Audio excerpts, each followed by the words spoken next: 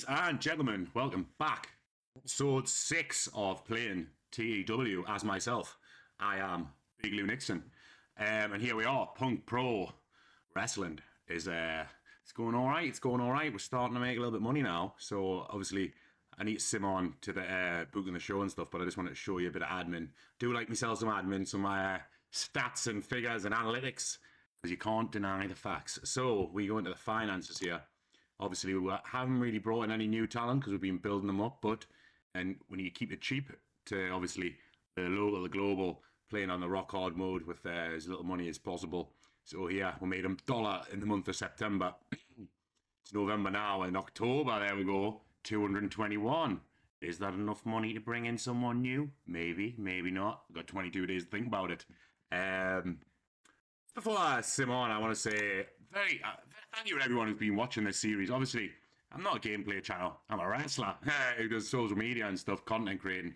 But like, I've always wanted to do this, and I've been getting some lovely comments and feedback on this series of people who like aren't normal. Like, no, obviously, I say of normal faces. Like, obviously, I've got like the homies who are in my live and stuff, the Noshas and the Ians and all that, and like you get to know names and like there's particular people who like my match reactions and stuff. So, but like you know what I mean, and I feel like I'm getting a little community of TEW guys. So I appreciate everyone tuning in. So I'm just gonna sim on, maybe hire a new talent or two. We'll see. But yeah, we'll be back when we are ready to book the show. If I don't want to give any spoilers or surprises, so if I sign any talent, you'll see during the show. Surprise, mother!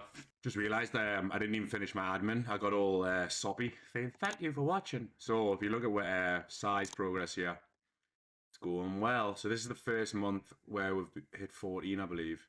So it'll be nice to see. Obviously, we're attendance. Come on, our attendances and stuff for the shows. We'll have them, bro. Let's have a show 1, show 2. Obviously, the quality's not great, but that's expected. There we go. That was a nice one. 43 there. That was where I have a big steel cage. That was oh no, it wasn't. That was the next one. So yeah, they're starting to get better. I would love it if we could get over 100 on the next one. Might be another case of like a 99 or 98. But we'll see. We are progressing. We are making money. Our guys are getting better. Let's have a little look in the creative here. We're franchise players. Kirby's the number 1 wrestler, followed by Joe. HC Drake is the number 1 heel, followed by Rory Coyle, and then Jack Jester. Next big things, hot prospects. Natalie Sykes was definitely in there the first episode, but I don't know what's happened there. But we'll see what happens with that. Ravy Davey and Rory Coyle. Talk the talk. Showstoppers, Kirby, yeah. Expected. Who's hot? Who's not? Obviously, I like everyone to have the same momentum, so it's all in the booking and stuff. Hidden gems. She will do it. She will sign Liu King Shop. Fuck that. I've got me eyes on a few people though. Right, I will see you when I book the show. Crazy boy. Cousin of Super Crazy. Hey. Every day's a learning day. Right. Just before getting to booking the show, go through the backstage shite. So, hey, there we go. We hit it. The triple figures. Well, it says 100 fans are expected for Punk Pro Wrestling 6. So this could be the first show where we get triple figures. See, the economy's on the rise, which is good. Pick best option. The Borough Hall. Assume that's in Middlesbrough, right? Pre-show incidents. Oh, here we go. What's this? A strike has disrupted the local transport infrastructure and caused significant delays. It'll have no impact on the final attendance, but it does mean that you won't have as much time as normal to hold your regular booking meeting. As a result, the amount of creative energy you can generate is going to be reduced. Well, I don't produce any creative energy anyway because I still haven't booked anyone to do that. It's just me and the one-man army. Do you know what I mean? Look, so I don't think we'll get any deductions, but locker room incidents. Nothing. That's nice. No dramas. Let's go. Inspire. Big speech. This is Punk Pro. Nice. Fired up. Buzzing with anticipation. Couple of surprises in store for this show. So we'll be back when the show starts. There we are. Let's get into the show. Boom. I'm going to kick off with a pre-show match this time because obviously I don't really want to leave because we've got a small roster and we need to build. Obviously, as we build as a promotion, we need to build the guys with us. So I don't really want to be leaving people off. So as you'll see later on in the evening, I used Rory Coyle, but not in the match.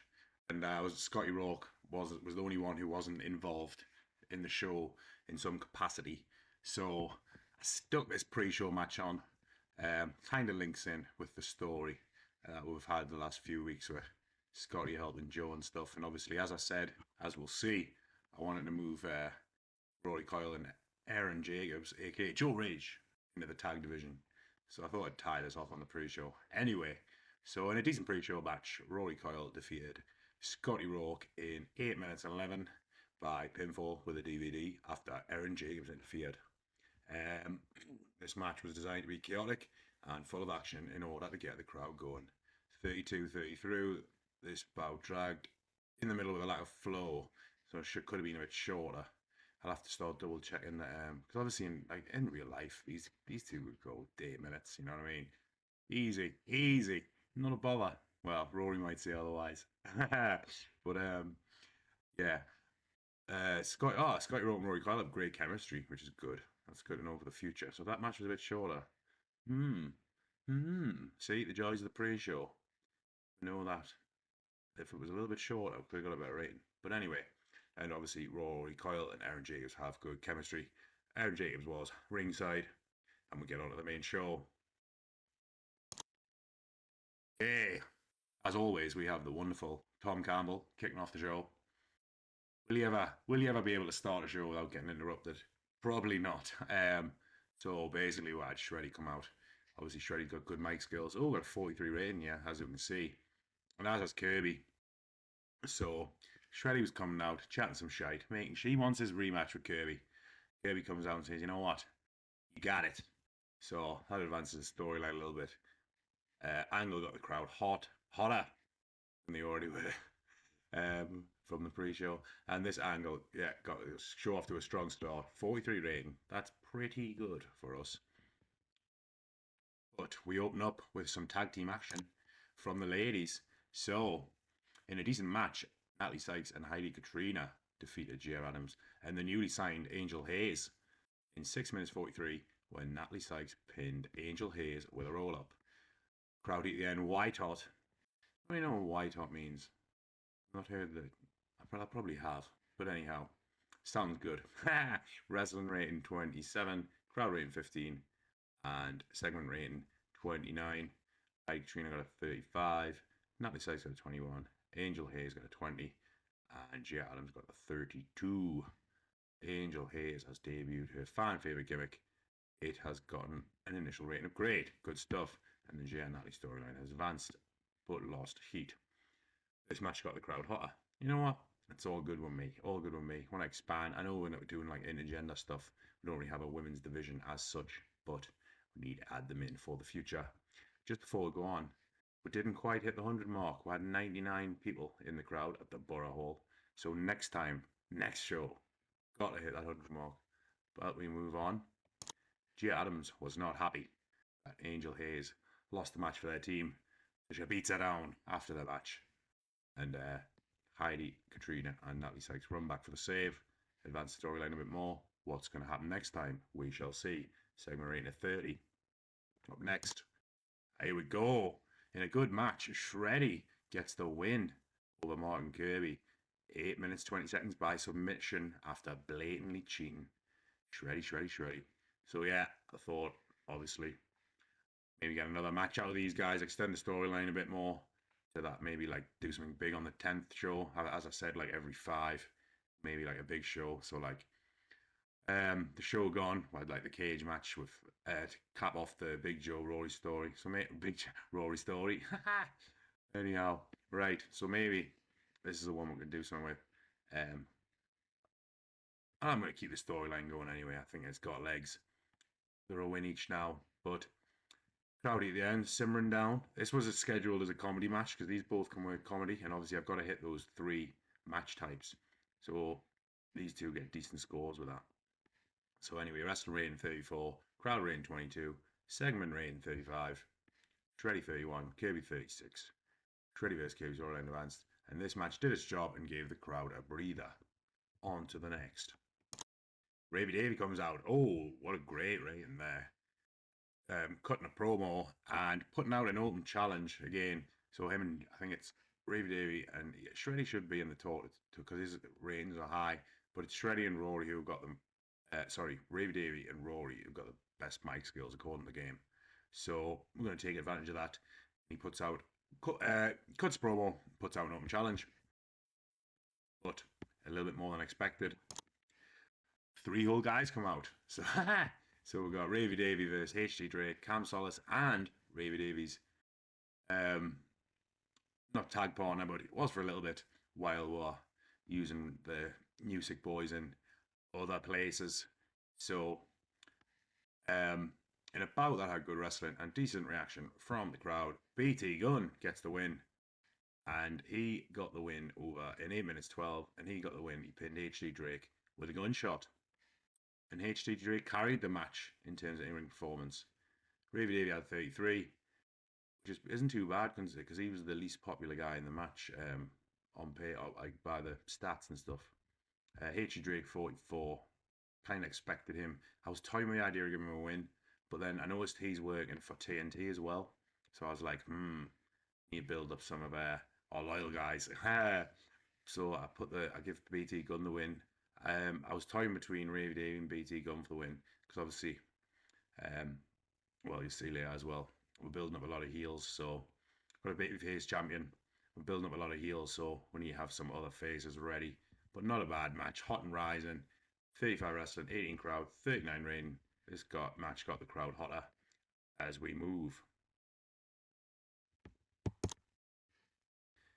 In a decent match, Ace Matthews and Zio Knox defeat myself and Brett BTT.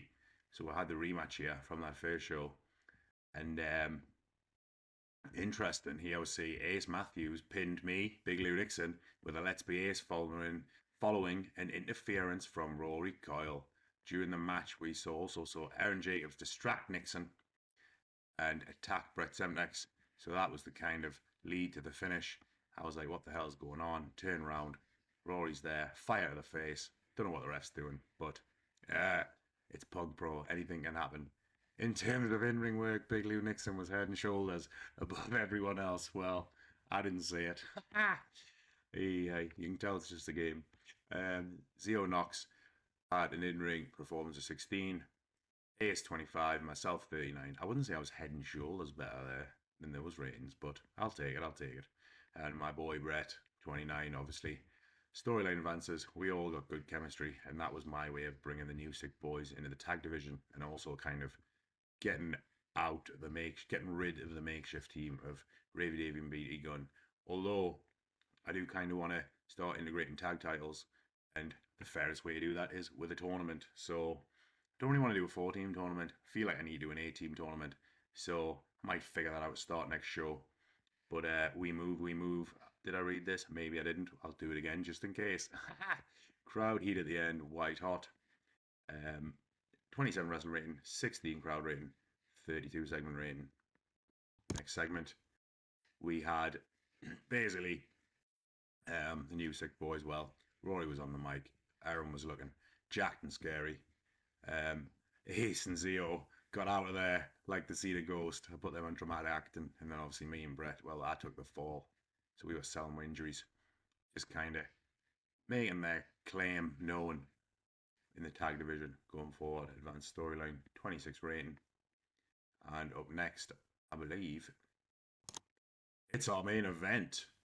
And we had, in a wild brawl that had great heat and good wrestling, I told Jack Jester I would give him a good spot because for some reason, how was the last show, he couldn't get there because his flight from Scotland to the northeast of England fucked up. on me. So I'll give you a title shot. Great heat, good wrestling. Big F and Joe defeated Jack Jester in 10 minutes 22 by submission. This was a wild brawl, and Big Joe makes defense number 2 at the Punk Pro Championship. This was also a hardcore match. Very hot crowd, 35 wrestling rating, 25 crowd rating, 39 segment rating. Unfortunately, Jack Jester's ratings on this game are really low, and it's like not realistic. But as I say, it's just a game. It's just a game. Um, yeah, Big Joe 43 rating, Jack Jester 28. Punk World Championship storyline. So you have to change the name of that. Why oh why? Jack Jester off his game. He's never off his game. But one more segment in the show. Holy shit! Liam Slater debuts and attacks Big Effin' Joe. Surprise debut. Obviously, I said we're making some money now, so I need to bring in some more talent to better the ratings and stuff. Someone in the comments on the actually was he went through. Someone in the comments went through and watched episode the whole series so far today, and he's God bless him commenting on them and all. Appreciate all the love, by the way. Appreciate all the interaction in the comments. I will reply to every single comment because engagement is key. But yeah, he mentioned bringing in Liam Slater or Emerson Jane, and Emerson Jane is a little bit too expensive for me right now, and she works a lot of places. I need that loyalty. But Liam Slater was in the price range, and obviously he's local, so I don't have to pay his travel. But he works for WXW as well, so he might end up fucking off and moving to Europe. But I've got him locked in on that. Travel not covered at the moment, but yes. So I thought I'd bring in Liam Slater to give Joe a new challenge. Liam Slater has debuted his coach gimmick. Fit into real life, obviously, it has gotten an iteration of Alquid. Punk Pro Championship storyline advance with this segment and gained heat. And yeah, so in this storyline as well, in this angle, sorry, we had like Liam Slater maybe put Joe through a table or something. I'm take a stump bump to add those ratings. He didn't take one in the match, so save it at the end. What a way to end the show. Have a look. Overall show rating of 44. Increased popularity in one region. Let's see if we actually got a number. Show benefited from having a wide selection of angles. Thank you very much. 99 people, man. Could add 100. Finish show. Let's address the locker room. Let's encourage Jack Jester because it said he was off his game. And let's go. Let's go. Who haven't I encouraged before? Give my boy Brett some praise. Wait, what was a good example? Seem pleased. Seem pleased. Financial report. Obviously, still losing money on the shows, but with the sponsorship now and the popularity getting up, we will make, like as you seen, obviously, who made $1, and then what was it last month? Made like 200 odd, slowly getting up. But obviously, brought in a couple more people to the show, so we'll see how we fare on the next episode financially. Spit it out. But anyway, popularity recap. We didn't raise to 15, but it says we increased popularity.